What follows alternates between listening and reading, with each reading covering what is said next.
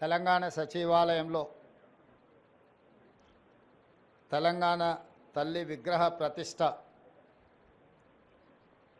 ప్రారంభోత్సవ కార్యక్రమానికి ఈరోజు తెలంగాణ ప్రభుత్వం శంకుస్థాపనకు ఒక ప్రారంభోత్సవ కార్యక్రమాన్ని చేపట్టి ఈ కార్యక్రమంలో సహచర మంత్రివర్యులు కోమటిరెడ్డి వెంకటరెడ్డి గారు, మాజీ పిసిసి అధ్యక్షులు, మాజీ రాజ్యసభ సభ్యులు,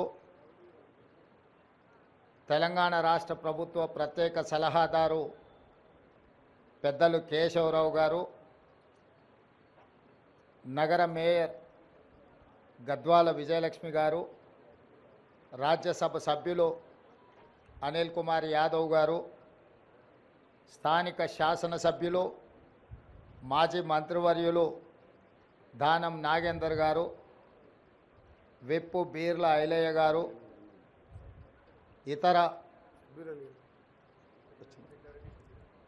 షబీర్ అలీ గారు, సోదరుడు జగ్గారెడ్డి గారు, ఇతర ముఖ్యమైన నాయకులు, అధికారులు, ప్రధానంగా చీఫ్ సెక్రటరీ గారు, వేద పండితులు, పాత్రికేయ మిత్రులు ఈ యొక్క శుభకార్యానికి హాజరయ్యి 10 సంవత్సరాల నుంచి నిర్లక్ష్యానికి గురైన తెలంగాణ తల్లి విగ్రహ ప్రతిష్ట శంకుస్థాపన కార్యక్రమం ఈరోజు ఈ ప్రభుత్వం తీసుకోవడాన్ని వారందరూ కూడా ఇక్కడికి వచ్చి ఈ ప్రభుత్వం చేపట్టిన కార్యక్రమానికి అండగా నిలబడ్డందుకు మనస్ఫూర్తిగా ధన్యవాదాలు. వాస్తవంగా ఈ కార్యక్రమాన్ని పెద్ద ఎత్తున చేపట్టాలన్న ఆలోచన ప్రభుత్వం చేసినప్పుడు వేద పండితులను సంప్రదిస్తే ఈరోజు తర్వాత మళ్ళీ దసరా వరకు మంచి రోజులు లేవు, ఈ కార్యక్రమాన్ని ఈరోజు చేపట్టవలసిందిగా వేద పండితులు నిన్న సూచన చేయడం జరిగింది. అందుకే చాలామంది మంత్రివర్యులు ముందస్తుగా నిర్ణయించిన కార్యక్రమాలలో ముఖ్యంగా ఉప ముఖ్యమంత్రి గారు కేరళ పర్యటనలో ఉన్నారు. మిగతా మంత్రివర్యులు కూడా ఇతర కార్యక్రమాలలో ముందే వాళ్ళ కార్యక్రమాలు నిర్ధారించడం వల్ల పెద్ద ఎత్తున ఈ కార్యక్రమాన్ని ప్రభుత్వం ఏర్పాటు చేయలేకపోయింది. ఏది ఏమైనా సంకల్పం పట్టుదల ఉంటే ఏది అసాధ్యం కాదు అని తెలంగాణ ఉద్యమకారులు తెలంగాణ ఉద్యమాన్ని తెలంగాణ రాష్ట్ర సాధనను నిరూపించారు.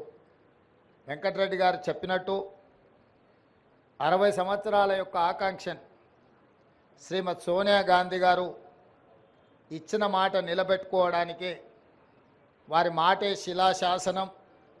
ఒక్క మాట చెప్పిండ్రంటే అది చరిత్రలో సువర్ణ అక్షరాలతో లిఖించదగిన విధానమని 2004 కరీంనగర్లో వారిచ్చిన మాట ప్రకారం 2014 తెలంగాణ రాష్ట్ర ఏర్పాటు కల సాకారమైంది. 2014 నుంచి 2024 వరకు దాదాపుగా 10 సంవత్సరాల అధికారంలో ఉన్నవాళ్ళు ఎన్నెన్నో నిర్మించడం, ప్రపంచానికే ఆదర్శంగా నిలబడ్డం, చాలా విషయాలు గొప్పలు వాళ్ళు ప్రస్తావించడం జరిగింది. నేను పెద్దగా రాజకీయ విమర్శలకు నేను వెళ్ళదలుచుకోలేదు, కానీ 10 సంవత్సరాలు పరిపాలన చేపట్టిన వాళ్ళు తెలంగాణ తల్లిని తెరమరుగున పడవేసిండ్రు. ఎందుకంటే తెలంగాణ తల్లి కంటే కూడా వారే ప్రాధాన్యత, వారే తెలంగాణకు సర్వం, నేనే తెలంగాణ, తెలంగాణనే నేను అనే విధంగా గత పాలకులు వ్యవహరించిండ్రు.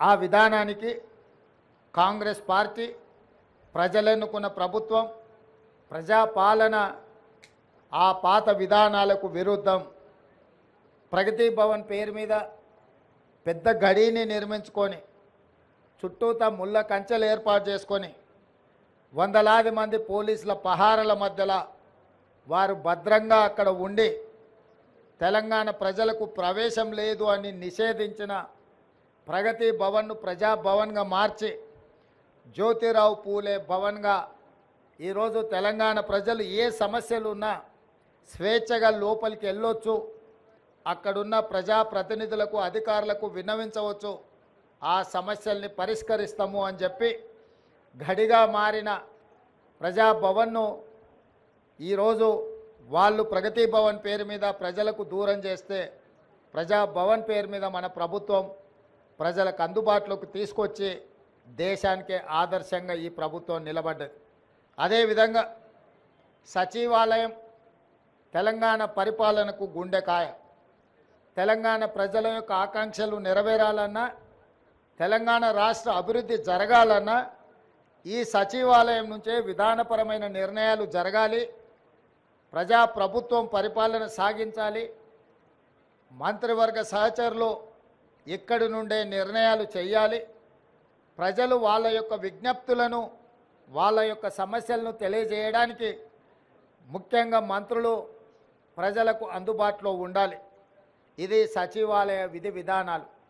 కానీ 10 సంవత్సరాలు మంత్రులు కానీ ముఖ్యమంత్రి కానీ ఆనాటి ప్రజాప్రతినిధులు ఎవరు కూడా ప్రజలకు అందుబాటులో లేకపోవడం, ప్రజలకు సచివాలయంలోకి ప్రవేశమే నిషేధం జరిగింది. అదేవిధంగా తెలంగాణ తల్లి విగ్రహం 10 సంవత్సరాలు వాళ్ళు ఏర్పాటు చేయలేదు.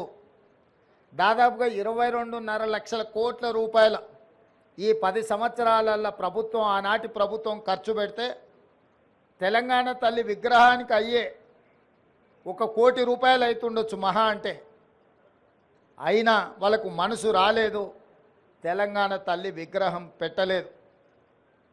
ఈరోజు దేశం కోసం ప్రాణాలు అర్పించిన శ్రీ రాజీవ్ గాంధీ గారి విగ్రహం ఇక్కడ ఒక పక్కన, డాక్టర్ బాబాసాహెబ్ అంబేద్కర్ గారి విగ్రహం ఆ పక్కన, శ్రీమతి ఇందిరాగాంధీ గారి విగ్రహం ఆ పక్కనే, పివి నరసింహారావు గారి విగ్రహం ఇంకొక పక్కన, అంజయ్య గారి విగ్రహం ఆ పక్కన, కాకా వెంకటస్వామి గారి విగ్రహం, వీళ్ళందరి విగ్రహాలు నెక్లెస్ రోడ్లో జైపాల్ రెడ్డి గారి సమాధులు, ఇవన్నీ కూడా ఈ దేశము ఈ రాష్ట్రము యొక్క ఏర్పాటులో కీలక పాత్రలు పోషించిన వాళ్ళ యొక్క గుర్తింపు ఆనవాళ్ళు ఇక్కడ ఉన్నాయి. మరి ప్రధానంగా ఇందరి ఉన్న దేశం కోసం ప్రాణాలు అర్పించిన రాజీవ్ గాంధీ గారు లేకపోవడం ఒక లోటుగా భావించినము. ఆ పక్కన అమరవీరుల స్తూపం తెలంగాణ కోసం అమరులైతే సచివాలయానికి అమరవీరుల స్తూపానికి మధ్యలో దేశం కోసం అమరుడైన రాజీవ్ గాంధీ గారి విగ్రహం ఉండాలి. ఎందుకంటే మాజీ ప్రధానమంత్రి ఇందిరాగాంధీ గారి విగ్రహం, పివి నరసింహారావు గారి విగ్రహం, వారితో పాటు రాజీవ్ గాంధీ గారి విగ్రహం ఉండాలని మేధావుల సూచన మేరకు ముందలో ఉన్న పార్క్ కొంతమంది వ్యక్తులు వాళ్ళ కోసం ఆ స్థలాన్ని పక్కన పెట్టి వాళ్ళకు కావాల్సినప్పుడు విగ్రహం పెట్టుకోవాలని ఆలోచన చేస్తే దేశం కోసం ప్రాణాలు ఇచ్చిన రాజీవ్ గాంధీ గారి విగ్రహాన్ని మేము అక్కడ పెట్టడం జరిగింది. రాజీవ్ గాంధీ గారి విగ్రహాన్ని ఏర్పాటు చేయడానికి కూడా వివాదం చేసి దానికి తెలంగాణ తల్లి విగ్రహానికి ముడిపెట్టిండ్రు. నేను తెలంగాణ ఉద్యమకారులకు, అమరవీరుల కుటుంబాలకు, తెలంగాణ మేధావులకు విజ్ఞప్తి చేయదలుచుకున్నా. 10 సంవత్సరాలు మీరు ముఖ్యమంత్రిగా ప్రభుత్వంలో ఉన్నప్పుడు ఎక్కడే కానీ తెలంగాణ తల్లి విగ్రహాన్ని ఏర్పాటు చేయలేదు. అందుకే ఈరోజు కాదు, జూన్ 2 నాడే నేను చెప్పిన సచివాలయం లోపల తెలంగాణ ప్రజలకు పరిపాలన గుండెకాయ అయిన సచివాలయంలో తెలంగాణ తల్లి విగ్రహ ప్రతిష్టను ఏర్పాటు చేస్తామని జూన్ 2 నాడు నేను అధికారికంగా ప్రకటించిన. ఈ విగ్రహం యొక్క నమూనాను JNTU fine arts college principal మన తెలంగాణ బిడ్డ వారికి ఈ నమూనాను తెలంగాణ ప్రజలు ఏం కోరుకుంటున్నారు, తెలంగాణ తల్లి అంటే దర్పం ఉండాలి, పోరాట పటిమ ఉండాలి, భవిష్యత్ తరాలకు స్ఫూర్తిగా ఉండాలి. నిజంగా మన కన్న తల్లిని చూస్తే మనకెంత సంతోషాన్ని, ఎంత ఆత్మవిశ్వాసాన్ని పెంపొందిస్తుందో ఆ తెలంగాణ తల్లి కూడా ఆ విధంగా తెలంగాణ ప్రజలకు దగ్గరగా ఉండాలి. కొద్దిమంది దొరలకు గడీలలో ఉండే వాళ్ళ యొక్క ఆనవాళ్లతో తెలంగాణ తల్లి ఉండకూడదని ఒక నిర్దిష్టమైన అభిప్రాయంతో JNTU fine arts college principal గారికి మేము విజ్ఞప్తి చేయడం జరిగింది. అందుకే ఈరోజు అక్కడో ఇక్కడో ఎక్కడో కాకుండా తెలంగాణ ప్రజల గుండెకాయ అయిన సచివాలయంలో తెలంగాణ తల్లి యొక్క విగ్రహాన్ని పెట్టాలి అని ఈ ప్రజాప్రభుత్వం నిర్ణయం తీసుకొని ఈరోజు శంకుస్థాపన కార్యక్రమాన్ని మనం ప్రారంభించుకున్నాము. డిసెంబర్ 9 మనం విగ్రహాన్ని ఆవిష్కరించుకోబోతున్నాం. డిసెంబర్ 9కున్న ప్రత్యేకత మీకు తెలుసు.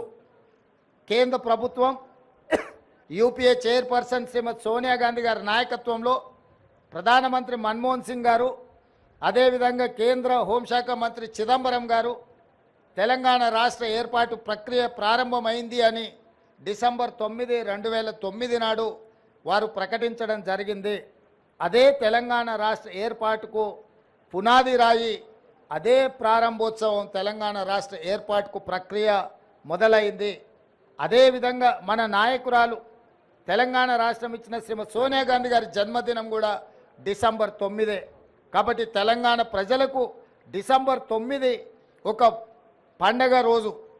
ఆ రోజు తెలంగాణ తల్లి విగ్రహాన్ని ప్రారంభించుకోవడం సముచితంగా ఉంటుంది అని సహచరులందరూ సూచన మేరకు ఈరోజు ఈ కార్యక్రమాన్ని తీసుకున్నాం.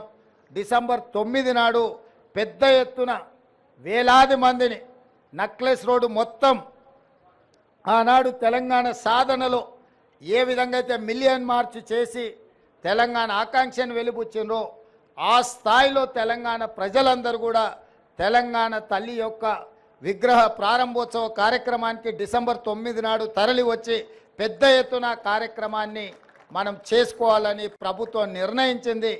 ఈరోజు సచివాలయంలో తెలంగాణ తల్లి యొక్క విగ్రహ ఏర్పాటు ప్రక్రియలో ప్రత్యక్షంగా పాల్గొనడము నాకు నిజంగా అదృష్టంగా భావిస్తున్నాను. నేను ఈ అవకాశం చాలా అరుదు.